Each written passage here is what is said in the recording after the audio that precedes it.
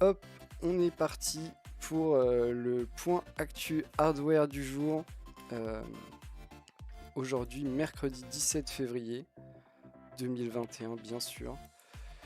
Pas énormément de news, mais des trucs intéressants.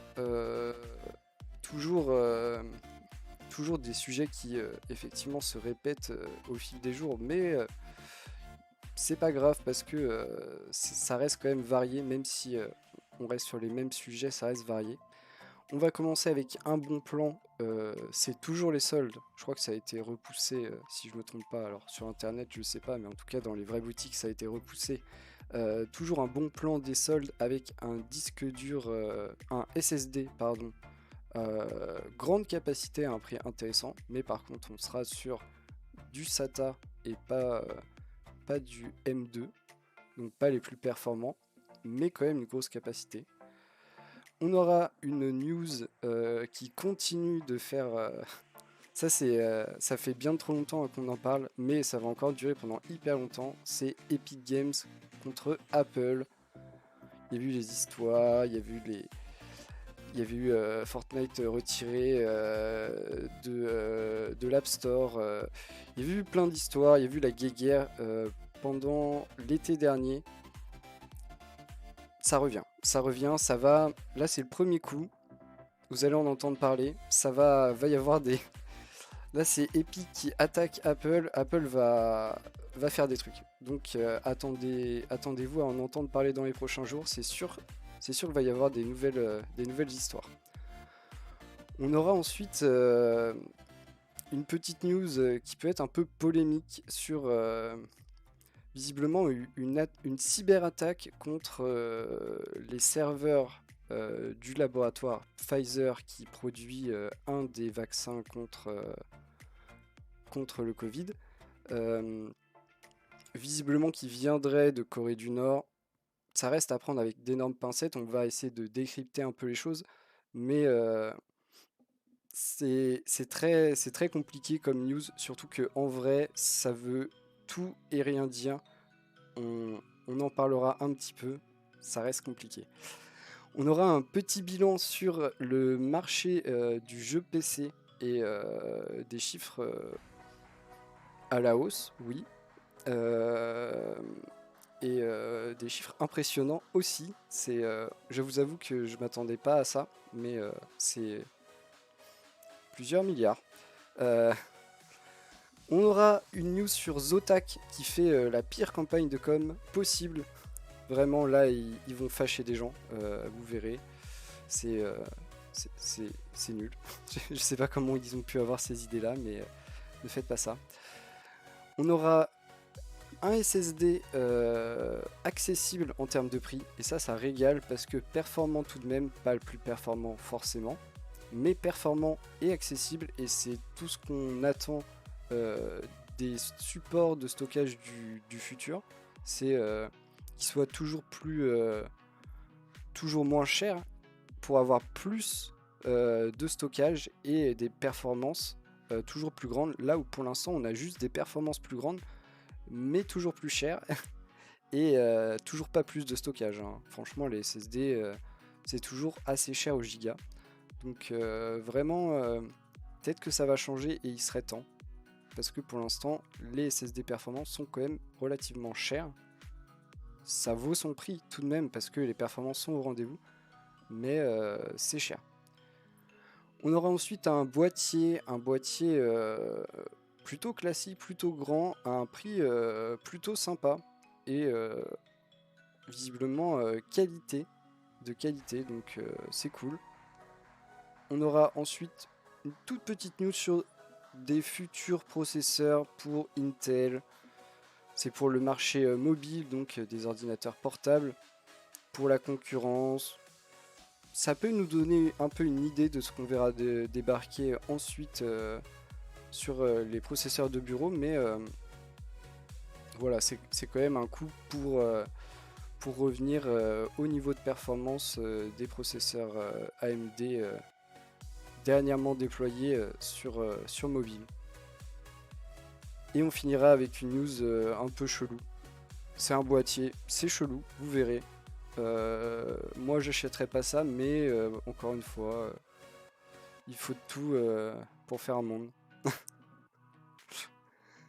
On commence du coup tout de suite avec le bon plan. Le bon plan, c'est un SSD. SSD, tout ce qu'il y a de plus classique. SATA, format 2,5 pouces. Taille 2 Tera, donc gros SSD. Le prix, 154 euros, ce qui est quand même pas cher pour un SSD 2 Tera. Mais ça reste 154 euros tout de même. De quoi faire moins de concessions entre grands supports de stockage et performance, même si vous serez limité au débit du SATA, c'est-à-dire en gros 500 ms. Voilà, si vous voulez plus, il faut aller vers du SSD M2 qui est clairement pas trouvable en 2 Tera à ces prix-là, euh, mais plus performant. Donc bon plan du moment, j'imagine que ça ne durera pas. Et c'est sur Amazon. On continue avec... alors, cette guéguerre qui n'en finit pas. Déjà, les débuts l'été dernier, avec des retournements de situation, des jeux qui ont disparu des plateformes de la pomme. euh, une campagne de communication agressive, surtout du côté d'Epic Games, avec la réalisation de pubs satiriques d'Apple. Il y a eu tout ça. Ça s'était calmé depuis, il y a eu l'hiver, les gens sont rentrés au chaud chez eux, ils se sont calmés, ils voulaient plus trop se taper dessus, mais visiblement Epic Games, ils viennent de se réveiller de leur hibernation ils recommencent, ils retournent dans la bataille contre Apple. Alors, à savoir que déjà, même si Epic Games est une grosse structure, on est quand même assez loin de la structure que peut être Apple, qui est énorme. En vrai, on se rend pas trop compte, mais Apple est vraiment énorme. Du coup, bah, c'est quand même le danger de s'attaquer à un gros poisson. Et faut savoir que Apple a en permanence affaire à la justice pour plein de raisons. Donc vous en faites pas, ils ont une équipe d'avocats sous le coude en permanence. Du coup, ici, on est sur une plainte auprès de la Direction générale de la concurrence de la Commission européenne. Donc c'est pour nous. Euh, Qu'est-ce qu'il demande? Il demande, en gros, sans entrer dans les détails qui sont un peu compliqués, mais en gros une ouverture du système Apple, notamment le système iOS, parce qu'il considère que Apple a une position de monopole sur le système iOS. Sachant que le système iOS est le système d'Apple et qu'ils l'ont totalement fermé et ont la main mise sur tout ce qui s'y trouve, effectivement, ils sont en monopole total, effectivement. Mais d'un autre côté, c'est leur système à eux. Donc, ça pose des problèmes. Ça pose des problèmes. À savoir qu'ils ont déjà eu des problèmes un peu avec ça, où notamment ils devaient ouvrir parce que aujourd'hui, c'est encore le cas. Pour avoir une application, par exemple, disponible sur iOS, il faut être approuvé par Apple. Tant que vous n'êtes pas approuvé par Apple, vous ne pouvez pas être disponible au téléchargement.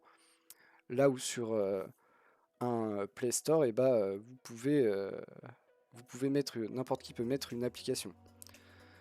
Donc, on ne sait pas trop où ça aboutira cette histoire, hein. Forcément,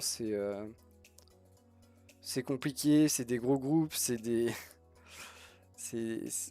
trucs qui vont mettre dans tous les cas du temps à se passer, hein. Ce genre, une plainte auprès de la Direction générale de la concurrence de la Commission européenne. Eux, ils ont des procédures qui vont mettre plusieurs mois, à mon avis, pour déboucher à quoi que ce soit.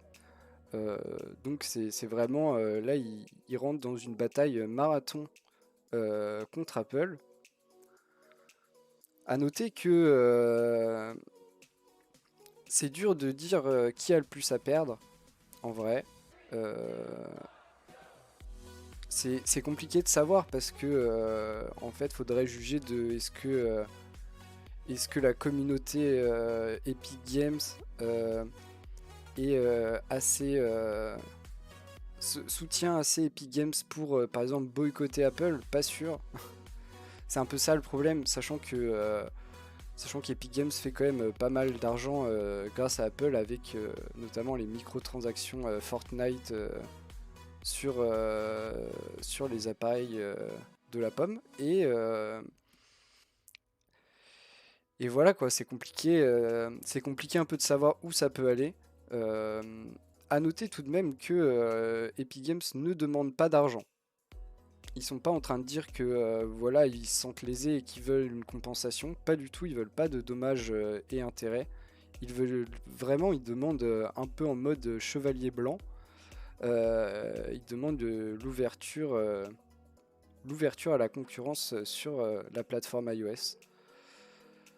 Honnêtement, peu de chances que ça arrive vraiment de la part d'Apple un jour, hein. C'est quand même totalement à l'encontre de la politique de la boîte, hein. C'est Apple l'a toujours crié haut et fort qu'il voulait un système totalement fermé et avoir la main sur tout, valider chaque chose qui peut être présente sur leur système. Alors eux, bien sûr, avancent des arguments comme la protection de nos données ou la protection par exemple, des enfants, ce genre de trucs. Euh, donc il faudra voir jusqu'où ça ira. Mais à mon avis, dans le pire des cas, pour Apple, ce sera une amende à payer et ça m'étonnerait qu'ils changent vraiment leur système. En tout cas, Epic Games est tout de même courageux de s'attaquer à un aussi gros monstre qu'est Apple. Apple qui est, je vous le disais, hein, tout le temps en bataille juridique avec un tel et un tel. Ils connaissent, hein, ils ont l'habitude, ça va pas vraiment changer leur quotidien eux. Là où Epic Games, ça reste beaucoup plus petit et fragile et faudra surveiller où ça va. Mais à mon avis, le plus gros danger là-dedans, c'est que Apple le prenne très mal et, et s'attaque directement à Epic Games. Donc à voir. En tout cas, on suivra ça dans les jours à venir, mais il y aura normalement une réponse d'ici peu d'Apple. On continue avec cette news un peu touchy. Je me suis posé la question, en vrai, je me suis vraiment questionné sur est-ce que j'allais la mettre. Parce que, alors, pas parce que je suis partisan de la Corée du Nord, hein, je vous rassure, pas du tout. Mais c'est totalement dans l'actualité. Et du coup, ça peut être compliqué. Surtout que on nous dit ici, on nous parle de la Corée du Nord comme commanditaire d'une cyberattaque sur les serveurs du laboratoire Pfizer qui produit un des vaccins contre le Covid. À noter que souvent, je dis pas tout le temps, mais souvent, la Corée du Nord est utilisée par des hackers d'autre part dans le monde comme point de localisation de leur attaque pour être tranquille en fait. Parce que personne, si c'est localisé en Corée du Nord, au pire ils mettront encore plus de sanctions sur la Corée du Nord qu'on a déjà énormément. Enfin, donc, faut faire attention avec ça. Faut faire attention à directement dire c'est la Corée du Nord. Mais visiblement, ça a eu lieu. Ça a eu lieu. Des informations obtenues par les services secrets sud-coréens, qui technologiquement doivent être au point à mon avis, hein, vu comment la Corée a fait la course à la technologie, notamment en termes de réseau. Euh, Ça a été relayé par le Washington Post, donc normalement quand même une source normalement vérifiée. Euh, Moi je ne suis pas journaliste, mais eux normalement le sont. Et du coup on nous dit qu'il y aurait eu voilà, des attaques. On ne sait pas si elles ont été réussies ou non. Il n'y a eu aucune communication de la part de Pfizer, mais des attaques visant les serveurs du laboratoire, euh, visiblement pour obtenir des informations sur la production ou la formule du vaccin, hein, probablement. C'est souvent ça les données sensibles. Ou alors installer un système d'accès, euh, je ne sais pas. En tout cas, on n'en sait pas beaucoup plus. Si le travail a bien été fait de leur côté, je parle du côté des journalistes du Washington Post, ça veut dire que les informations sont réelles. À mon avis, les services secrets sud-coréens ils rigolent zéro sur la surveillance des réseaux, je vous le dis. Donc, ça devrait avoir eu lieu. On ne sait pas les conséquences qu'il y a eu sur cette histoire. On ne sait même pas si c'est vraiment la Corée du Nord qui a commandité ces attaques. On sait juste que ça a été localisé là-bas. Et comme souvent, c'est localisé là-bas. On avait déjà vu des histoires d'attaques de pirates russes localisées. Leur attaque depuis la Corée du Nord justement pour pas avoir de problème parce que ça n'étonne jamais personne que ça soit localisé depuis la Corée du Nord alors que la Corée du Nord est quand même censée avoir un peu de retard en termes d'internet, même si je suis sûr qu'ils ont des hackers, ça j'en doute pas, mais c'est pas censé être les plus au point et et pourtant, la plupart des grandes attaques d'ampleur ou touchant des sites sensibles viennent de là-bas. Donc on peut se poser la question si parfois c'est pas juste utilisé comme point de départ pour ne pas qu'on aille chercher plus loin. En tout cas, c'est inquiétant, même si en vrai nous on se demande comment ça peut. C'est inquiétant pour le laboratoire Pfizer. En vrai, voler la formule, ça va pas nous changer grand chose à nous, donc c'est ok. Mais c'est inquiétant de voir que les cyberattaques se multiplient vraiment. On a quand même traité hier d'une cyberattaque sur un centre hospitalier qui faisait déjà suite à une autre cyberattaque sur un centre hospitalier.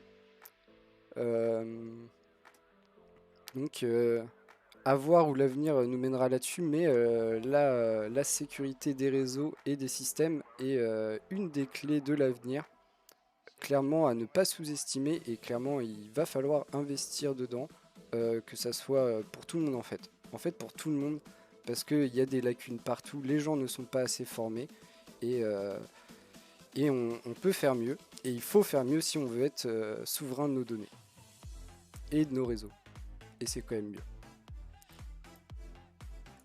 On continue avec une news qui est quand même bien mieux que ce qu'on vient de traiter. Bah ouais, parce que ça, voilà, on les traite, mais c'est pas les news qui font le plus plaisir. Même si ça fait l'actualité, on en parle, mais on préfère les news heureuses, joyeuses.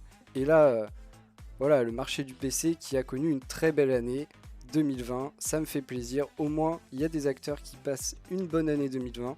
Et effectivement, le marché du jeu PC, ça ne m'étonne pas vraiment. Coincé chez nous, il a fallu trouver des moyens pour s'occuper et le PC est quand même un bon moyen de faire plein de choses et même de s'évader, pourquoi pas au travers de jeux vidéo. Euh, du coup, voilà, quel beau PC. Bon là, on a une carte graphique non disponible bien sûr, puisqu'il n'en a pas disponible en ce moment, mais ne parlons pas de ça, restons dans les choses heureuses. Yo Kid Cash, qui arrive pile poil au moment où je dis qu'il n'y a pas de carte graphique, c'est quand même assez incroyable ce genre de coïncidence. Euh, du coup, parlons des bons chiffres. Nous avons plus 62% de ventes de matériel au cours de l'année 2020 par rapport à 2019. Et ça, c'est quand même énorme. 62%. 62%. 2020 par rapport à 2019. Ce qui nous donne un petit chèque de 4,5 milliards de dollars. Et ça représente le double des ventes par rapport à l'année 2017. Donc comme quoi ça a progressé de façon soutenue, hein. Clairement, on est sur de la bonne croissance que tous les pays du monde aimeraient avoir. On continue avec les ventes de jeux, notamment en dématérialisé. Et c'est vrai que c'est un des plus gros. Enfin, les jeux sur PC maintenant sont majoritairement en dématérialisé, hein. Ça n'existe quasiment plus les CD en vrai. Donc voilà, on fait plus 19%. Alors ça peut paraître moindre par rapport aux ventes de matériel. Par contre, sur le billet total, on est sur 7,5 milliards de dollars euh, de, euh, de jeux dématérialisés en 2020 sur PC. Sur PC, uniquement sur PC. Donc pas mal, hein. Pas mal, pas mal. Euh, et en plus, des beaux jours à venir parce que on nous promet une croissance toujours sympathique dans les années à venir. Donc bah, ça fait plaisir. On voit que pour avoir des chiffres de croissance pareils, on est obligé de toucher de plus en plus de monde. C'est-à-dire que de plus en plus de monde sont touchés par le jeu sur PC. Et donc ça devient plus accessible et ça c'est quand même super cool. À noter que quand même le jeu vidéo a plein de bons aspects tant que c'est fait avec modération et avec un minimum de bienveillance, ça a plein de bons aspects. Encore plus en ces temps de couvre-feu. On continue avec une news qui va peut-être faire râler certaines personnes, même qui va faire râler beaucoup de gens. On a la pire erreur de communication de Zotac jamais vue ici avec Zotac, fabricant de cartes graphiques custom notamment, qui est en train de faire de la pub pour ces cartes graphiques dernière génération utilisées pour miner de la crypto-monnaie en taguant tout ce qu'il ne faut pas, c'est-à-dire PC gaming, gaming, gamer. Voilà, ce genre de bail. Qu'est-ce qui s'est passé faut arrêter la drogue. Faut faire quelque chose. Faut virer vos communicants ici. Euh, le, le CM de Zotac USA. Aïe aïe aïe. Aïe aïe aïe. Non, là il y a la pire erreur au monde. Comment attirer le feu sur sa maison. Bah voilà, vous savez maintenant. Euh, je suis même pas allé voir le tweet parce que je voulais préserver mes petits yeux des réponses. Mais j'imagine que... j'espère qu'il a été enlevé déjà. En vrai, j'espère qu'il a été enlevé parce que là, c'est vraiment le pire bail, quoi. À quel moment tu te dis, vas-y, on n'arrive pas à fournir de cartes graphiques aux gamers qui veulent leur nouvelle carte graphique, mais on va faire une pub pour dire qu'on les utilise pour faire du Bitcoin. Bah non. Bah non. Non, non, non, mauvaise idée. Du coup, bah, je sais pas. En vrai, je comprends même pas. Genre, à part dans l'idée de faire juste du bad buzz, peut-être c'est juste ça. Ils sont dit peut-être que, voilà, du buzz c'est du buzz et je sais pas. Mais ou alors un abus de boisson, peut-être aussi. Mais mais non, ne faites pas ça. Ne faites pas ça chez vous. C'est dangereux pour le cœur de beaucoup de gamers. On continue avec du SSD et ça c'est une petite régalade. On est sur du SSD très classique, du M2 PCI Express 3.0, donc pas les débits jusqu'à 7000 et quelques émosecondes. On est sur des débits bien plus classiques. On est 2400 en lecture et à peine 1000 en écriture et un peu plus en écriture si vous prenez des modèles avec plus de stockage. Mais surtout, ils sont pas chers. Surtout, ils sont pas chers. Ils ont quand même des débits qui sont très satisfaisants par rapport à du SATA. Et là, vous avez un SSD de quasiment 1 Tera à 100$. Qui est en gros les prix du SATA actuel. Avec pas les débits du SATA. Donc ça c'est des SSD pour le commun des mortels. Pour un maximum de gens. Pour équiper notamment beaucoup d'ordinateurs portables ou de PC prémontés. Ils mettront des trucs comme ça parce que ça coûtera pas cher et que eux feront de la marge dessus. Mais ça veut aussi dire démocratisation, j'arrive pas à parler ce soir, des SSD format M2 avec des débits de PCI Express. Donc on voit sur le moins cher qui a 44$. On a une lecture très correcte. On a une lecture de PCI Express 3.0 normale, sans être plus, mais normale. On a une écriture assez faible, mais qui est quasiment 2 fois l'écriture qu'on a sur du SATA. Donc assez faible pour du M2, mais beaucoup mieux que du SATA. À des prix qui commencent à être super intéressants. Et du coup, si ça arrive partout, il y a un moment où ils vont se dire on va quasiment plus faire de SATA, on va plus que faire du M2. Et là, tout le monde aura des super débits, tout va être tiré vers le bas en termes de prix. Et du coup, nous, consommateurs, ça nous régale. Mais ça fait plaisir. En plus, c'est Western Digital qui est un des gros acteurs du marché du SSD. Donc, quand lui le fait, il y a des gens qui vont suivre derrière, ne vous en faites pas. C'est toujours la même chose, hein. C'est les gros groupes qui bougent en premier parce qu'ils ont les moyens de le faire. Et ensuite, les plus petits groupes suivent les tendances instaurées par les gros groupes. Donc, ça promet que du bon pour nos stockages. Tant qu'il y a du stock, on est bien. On continue avec un gros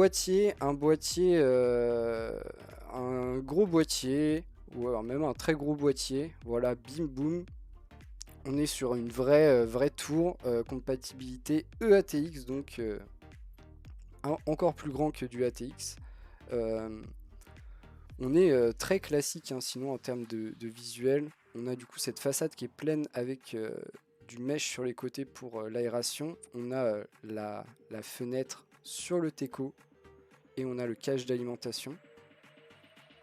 C'est fourni avec 2 ventilateurs 240. Il pèse un peu moins de 10 kg. C'est précisé, ça j'avoue que c'est la première fois que je vois préciser, mais du coup ça doit être épais. La fenêtre elle fait 4 mm d'épaisseur. J'avoue que je me rends pas compte. Mais voilà. Sinon vous pouvez tout mettre dedans. Une carte graphique jusqu'à 390 mm. Un ventirad jusqu'à 185 mm d'auteur, donc vraiment il y a de la place. Vous pouvez même mettre des water cooling compatibles 360 mm en haut et en façade, donc vraiment vous pouvez mettre ce que vous voulez. Il coûte seulement 100€, donc en vrai c'est plutôt sympa. En plus c'est une marque tout de même connue et qui est pas nouvelle, donc on sait que ça va être très bien niveau qualité, il n'y aura pas de problème. C'est Zalman. Du coup, il est disponible en mars. Mais 100€, c'est pas mal, hein. Avec les 2 ventilateurs de fournis en 140. Je trouve ça plutôt sympa. Alors après, vous pouvez mettre ce que vous voulez dedans. Et ça, c'est quand même bien. Quand vous avez la place et que vous décidez d'acheter une grosse tour, de pouvoir acheter une tour et se dire peu importe ce que je choisirai, ça rentrera, aucun problème. Là, ce sera le cas. Et 100€ pour quelque chose de nouveau, c'est 100€ avec 2 ventilateurs, c'est plutôt attractif. Après, il sera assez sobre, pas de RGB partout et tout. C'est plutôt sobre. Gros, mais plutôt sobre. On continue avec des petits processeurs pour vos ordinateurs portables et la réponse de Intel AMD avec 4 nouvelles puces. On teste le 10 nanomètres super fin, le 10 nanomètres maison Intel avec ces modèles portables. En vrai, c'est un peu ça. D'un côté, on teste ce process qui est testé depuis longtemps, mais on le teste en grandeur nature. On le teste vraiment sur des vrais modèles qui vont être déployés. Et en plus, il faut répondre à la concurrence d'AMD qui a sorti ses modèles en 7 nanomètres dernière génération. Le gain en finesse de gravure fait aussi une perte en consommation d'énergie, ce qui fait que Intel a un peu de mal à être aussi bon. En termes de performance, ils y arrivent, mais du coup, ils bouffent des batteries, quoi. Donc, pas folie. Ils vont donc lancer 4 puces, 2 i9, 1 i7 et 1 i5. Les i9 et i7 auront 8 cœurs, le i5 aura 6 cœurs, donc vraiment sur le modèle des processeurs de bureau, avec une finesse de gravure plus petite et bien sûr des performances plus basses parce qu'on annonce un TDP de 45 watts, donc en gros une consommation moyenne de 45 watts. On va le dire comme ça, même si c'est pas vraiment ce que ça représente. on peut le dire comme ça. Est-ce que ce sera bien? On n'en sait rien. On les a zéro vu tourner et on sait même pas ce que ça vaut en termes de performance et à quelle fréquence ça va tourner. Mais on imagine que s'ils n'ont pas fait n'importe quoi, ça devrait être dans les performances équivalentes aux derniers processeurs AMD. Et du coup, ça devrait être des bons processeurs. À voir.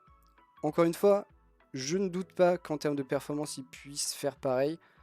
La vraie question sur des processeurs destinés à des appareils mobiles, c'est la consommation par rapport à la performance, parce que tout ça tourne sur des batteries, et si vous videz votre batterie en 10 minutes, ça ne sert à rien. Donc, on verra, et c'est surtout là-dessus qu'ils seront attendus, bien sûr. Mais ils peuvent très bien... Intel sait faire hein, sur les processeurs mobiles, et normalement, ils devraient pouvoir recoller, et ils en ont bien besoin. Donc, j'espère pour eux. On finit avec cette autre... Ça, c'est pareil que l'histoire de Pfizer, là. Je me suis un peu posé des questions, est-ce que je la mets vraiment? Mais en vrai, c'est marrant. C'est marrant si on ne la sort pas du contexte. C'est un boîtier pour un PC, mais ça ressemble à un tank. Incroyable. Des gens ont eu cette idée, mais c'est vraiment, vous voyez ici, c'est des ventilateurs. Vous avez des fenêtres de verre trempé à ce niveau-là, de chaque côté, au niveau des chenilles. Donc voilà, par contre, il est énorme. Il fait 16 kg.